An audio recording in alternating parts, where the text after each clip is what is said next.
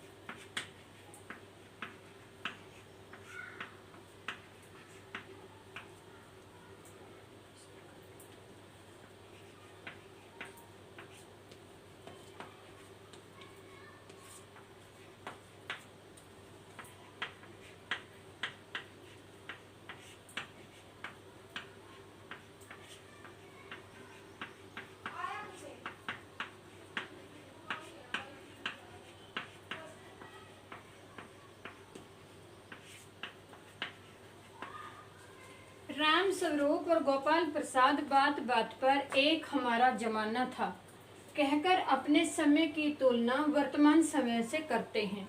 इस प्रकार की तुलना करना कहाँ तक तर्क संगत है। स्वभाव मनुष्य जो है मनुष्य का स्वभाव होता है कि वह अपने अतीत से चिपका हुआ रहता है। सबको अपना अतीत सदैव सुखदायी लगता है। अपने अतीत की बातों को याद करके वह मन ही मन प्रसन्न होता है। राम स्वरूप और गोपाल प्रसाद भी अपने अतीत को याद करते हैं, किंतु उनका अपने अतीत की तुलना वर्तमान से करना उचित नहीं है। समय सदा एक सा नहीं रहता, क्योंकि समय जो है बदलता रहता है और ये प्रकृति का नियम है। उसमें परिवर्तन आता रहता है। वह आवश्यक नहीं है कि जो पहले था वह आज भी रहे। इसी प्रकार अतीत से भी सभी चीजें अच्छी नहीं होती और वर्तमान में भी अच्छी नहीं रही होंगी। तो कुछ चीजें वर्तमान में भी अच्छी होती हैं, तो कुछ चीजें अतीत में भी अच्छी रही होंगी। केवल अतीत से चिपके रहकर वर्तमान की बुराई करना तर्क संगत नहीं है। अतीत और वर्तमान में सदा सामंजस्य बिठाकर चलना चाहिए, यानी वर्तमान और अतीत दोनों में बराबर का तालमेल होना चाहिए, तभी हम आगे बढ़ सकते हैं। प्रश्न नंबर है यहाँ पर 2। राम स्वरूप का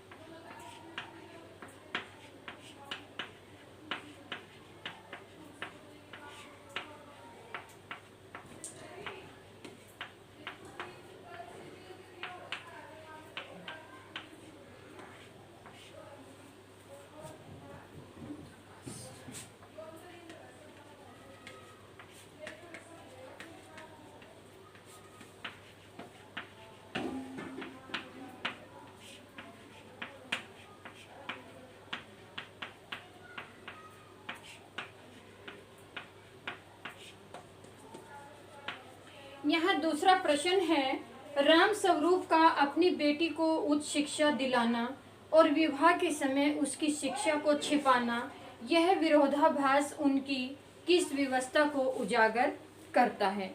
राम स्वरूप अपनी बेटी को उच्च शिक्षा दिलाता है। वह मानता है कि लड़कियों के लिए भी शिक्षा उतनी ही जरूरी है जितनी लड़कों के लिए होती है।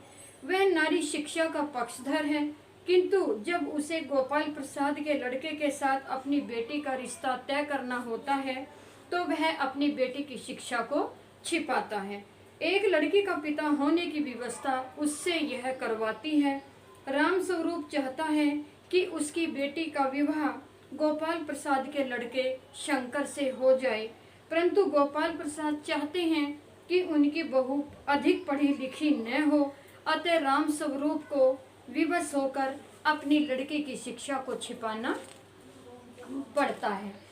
यहाँ पर आपका है प्रश्न नंबर 3।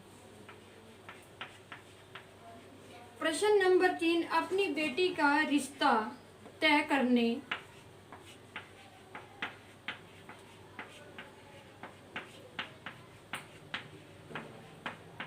अपनी बेटी का रिश्ता तय करने के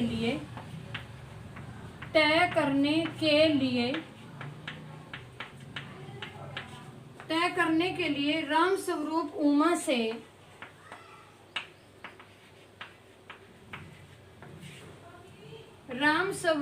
उमा से जिस प्रकार के व्यवहार की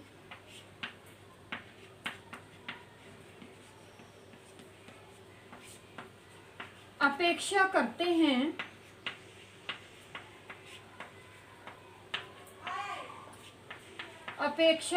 हैं वह उचित क्यों नहीं है?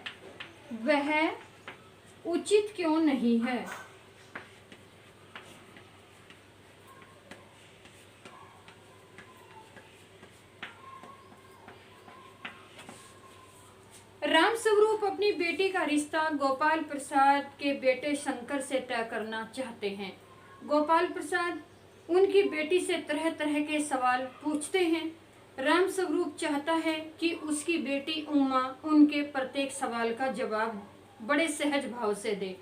वह यह भी चाहता है कि गोपाल प्रसाद द्वारा पूछे गए बेहुदा प्रश्नों के भी वह चुपचाप उत्तर देती जाए और उनके द्वारा किए गए उनके अपमान को चुपचाप सहन कर ले, क्योंकि वे लड़के वाले हैं।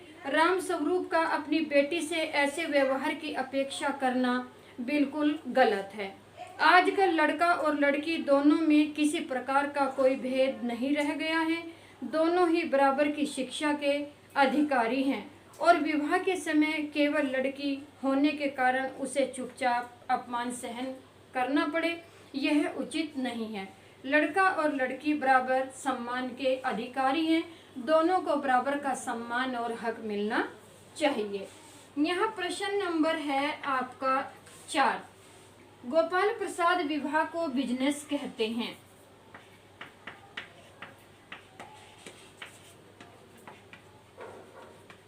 गोपाल प्रसाद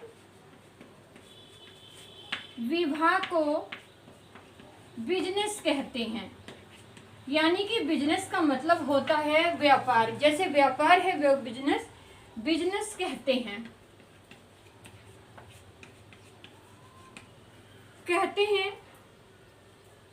और राम स्वरूप अपनी बिजनेस मानते हैं। यहाँ पर है बिजनेस मानते हैं और राम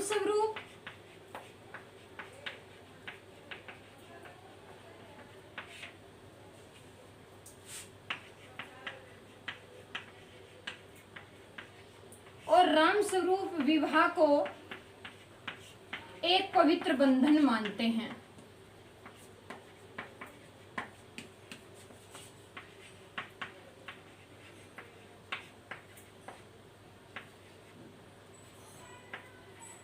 एक पवित्र बंधन मानते हैं। क्या आप मानते हैं कि दोनों ही क्या आप मानते हैं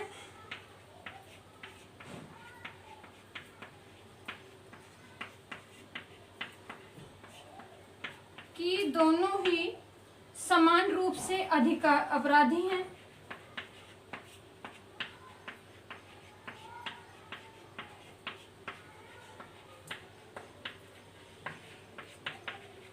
समान रूप से अपराधी हैं तो अपने विचार व्यक्त कीजिए। गोपाल प्रसाद अपने लड़के शंकर का रिश्ता तय करने के लिए राम स्वरूप के घर आते हैं। वे विवाह की बातचीत आरंभ करते हुए विवाह को बिजनेस मानते हैं, यानी कि बिजनेस का अर्थ होता है व्यापार। व्यापार में निर्जीव वस्तुओं को खरीदा और बेचा जाता है, अतः उनके द्वारा विवाह जैसे पवित्र बंधन को बिजनेस कहना सर्वथा अनुचित है। दूसरी ओर राम स्वरूप गोपाल प्रसाद के पुत्र के साथ रिश्ता जोड़ने के लिए अपनी बेटी की उच्च शिक्षा को छिपाते हैं। गोपाल प्रसाद अपने बेटे के लिए कम पढ़ी लिखी लड़की चाहते हैं, अतः राम स्वरूप अपनी बेटी की शिक्षा मैट्रिक तक बताकर जैसे तैसे रिश्ते को जोड़ने का प्रयास करते हैं। राम स्वरूप द्वारा अपनी बेटी की पसंद और नापसंद का ध्यान न रखना, जबरन उसका विवाह करना भी उचित नहीं है। अतः गोपाल प्रसाद और राम स्वरूप दोनों ही रूप से अपराधी हैं, क्योंकि उमा की पढ़ाई को लेकर एक उसकी पढ़ाई को कम बताता है और दूसरा विवाह को बिजनेस मानते हैं। यहाँ क्वेश्चन नंबर है आपका 5। प्रश्न नंबर आएगा आपका 5।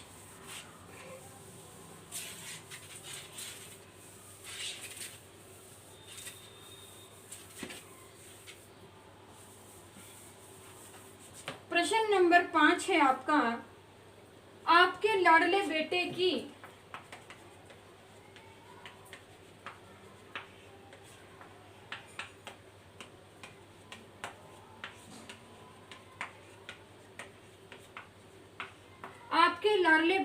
रीढ़ की हड्डी भी है या नहीं?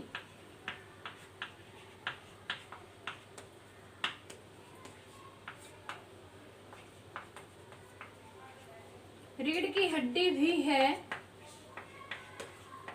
या नहीं? उमा इस कथन के माध्यम से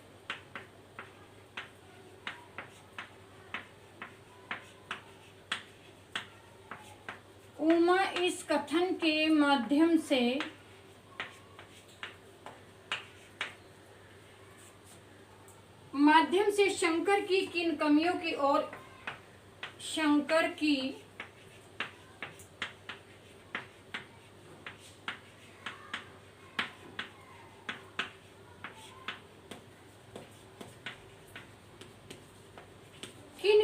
की ओर संकेत करती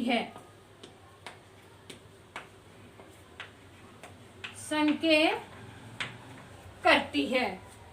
गोपाल प्रसाद अपने बेटे शंकर का रिश्ता तय करने से पहले उमा से तरह तरह के सवाल पूछते हैं।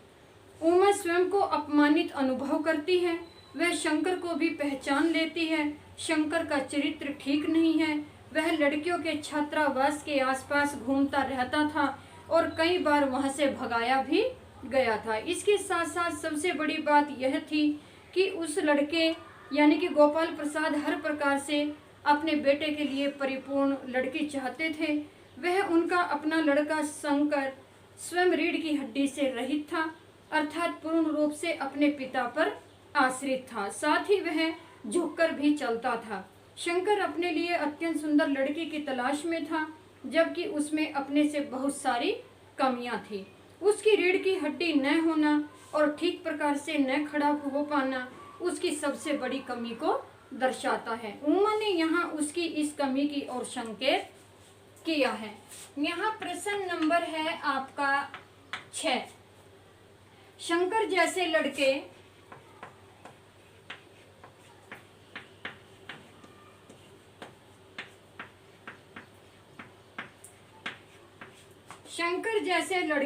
या उमा जैसी लड़की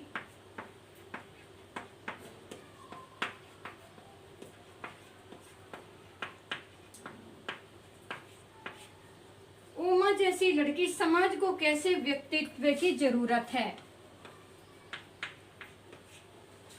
समाज को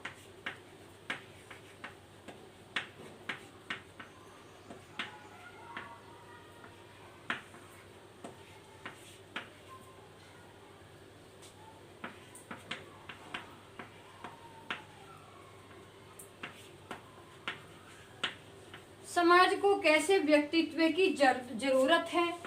तर्क सहित उत्तर दीजिए।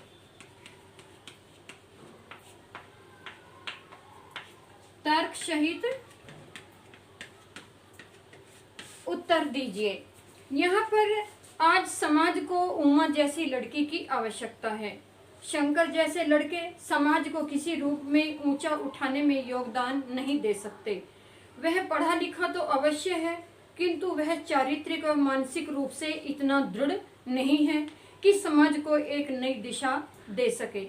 दूसरी ओर उमा वर्तमान नारी की साक्षात प्रतिमूर्ति है। वह अन्याय का डटकर विरोध करने वाली है। उसमें रूढ़ियों और कुरीतियों से लड़ने का साहस है।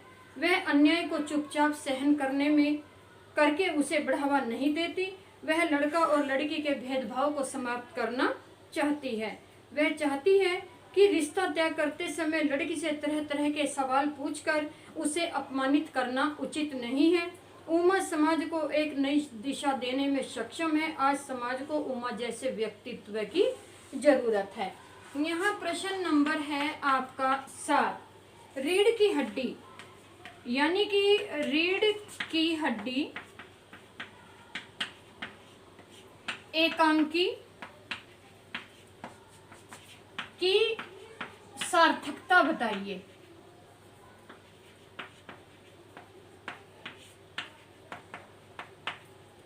ये जो शीर्षक है इसकी सार्थकता बतानी है। रीढ़ की हड्डी एक सामाजिक एकांकी है। इस एकांकी में लेखक ने समाज की रूढ़ियों पर जमकर प्रहार किया है।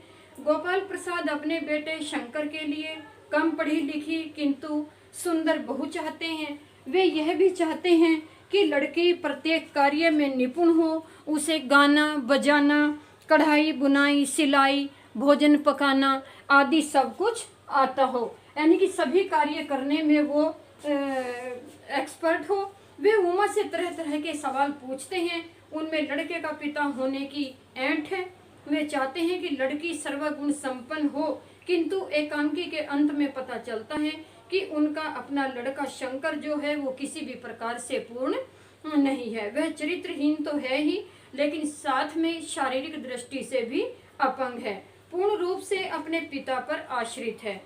वह ठीक प्रकार से खड़ा नहीं हो पाता क्योंकि उसकी रीढ़ की हड्डी ही नहीं है। इस प्रकार एकांकी का शीर्षक रीढ़ की हड्डी अत्यंत सार्थक बन पड़ा है। प्रश्न नंबर है यहाँ पर आपका 8। कथा वस्तु के आधार पर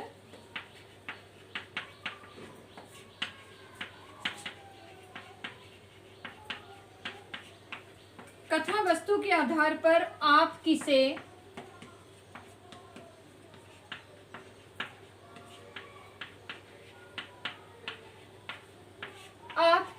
एकांकी का मुख्य पात्र मानते हैं? मुख्य पात्र मानते हैं। मानते हैं और क्यों? मानते हैं और क्यों?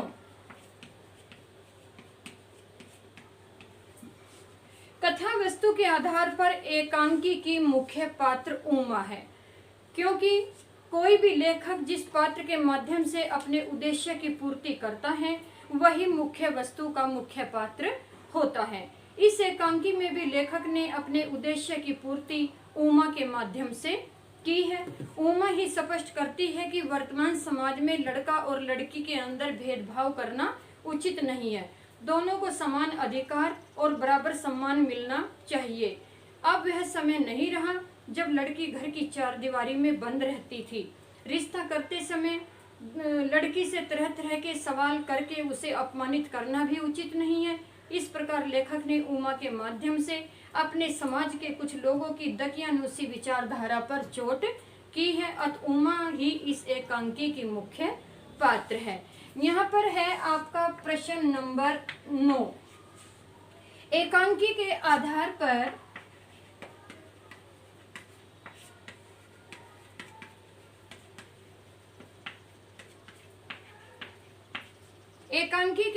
पर रामस्वरूप और गोपाल प्रसाद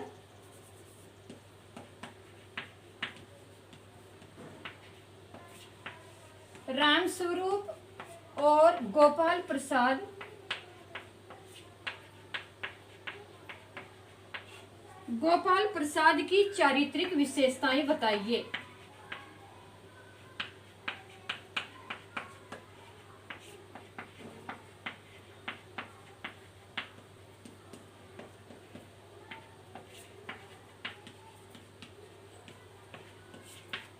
विशेषताएं बताइए। एकांकी में रामस्वरूप एक लड़की का पिता है, जबकि गोपाल प्रसाद एक लड़के का पिता है। रामस्वरूप में जहां एक और लड़की का पिता होने के कारण एक अनावश्यक व्यवस्था है कि वह गोपाल प्रसाद में लड़के का पिता होने की ऐंठ है। रामस्वरूप अधेड़ उम्र का व्यक्ति है, वह किसी भी प्रकार अपनी बेटी का रिश्ता गोपाल प्रसाद के बेटे के साथ कर देना चाहता है। इसी कारण वह अपनी बेटी की उच्च शिक्षा को छिपाता है। वह जरा सी बात पर झुंझलाने वाला व्यक्ति है। उसके नौकर और उसके बीच हुई बातचीत में उसकी झुंझलाहट को स्पष्ट देखा जा सकता है। वह नारी शिक्षा का पक्षधर तो है, किंतु नारी को पूर्ण अधिकार देने के पक्ष में नहीं है। इसी कारण वह उमा द्वारा गोपाल प्रसाद से तरह तरह के सवाल पूछे जाने के लिए उसे हर तरह से उसके प्रश्नों का जवाब देने की सोचता है। इसी कारण उमा गोपाल प्रसाद को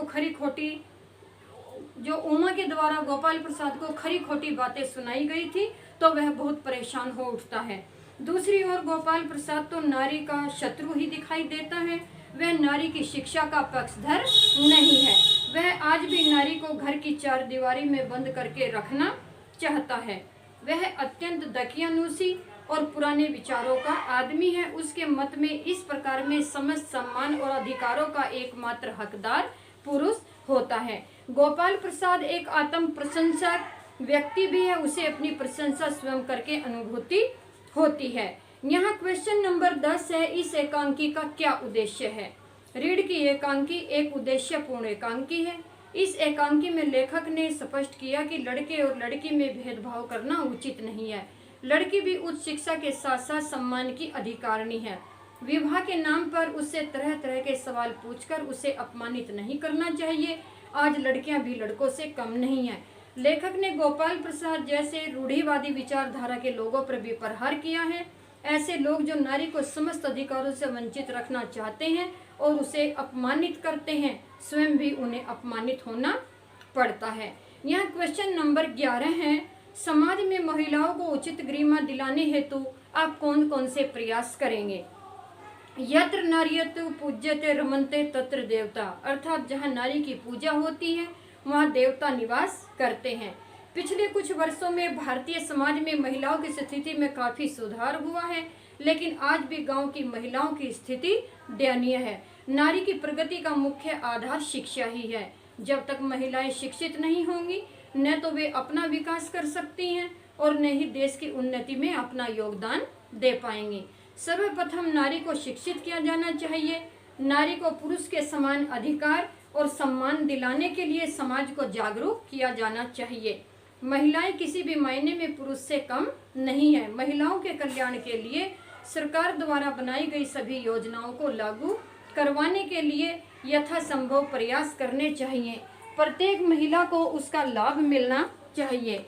हमें यह भी याद रखना चाहिए कि महिलाएं विकसित और उन्नत नहीं है और उज्जवल भविष्य की कामना नहीं की जा सकती हैं। बच्चों, यहाँ पर अभ्यास के 11 प्रश्न मैंने आपको करवाए हैं। इन प्रश्नों के उत्तर आप अपनी पुस्तक में उत्तर पुस्तिका में जरूर लिखेंगे।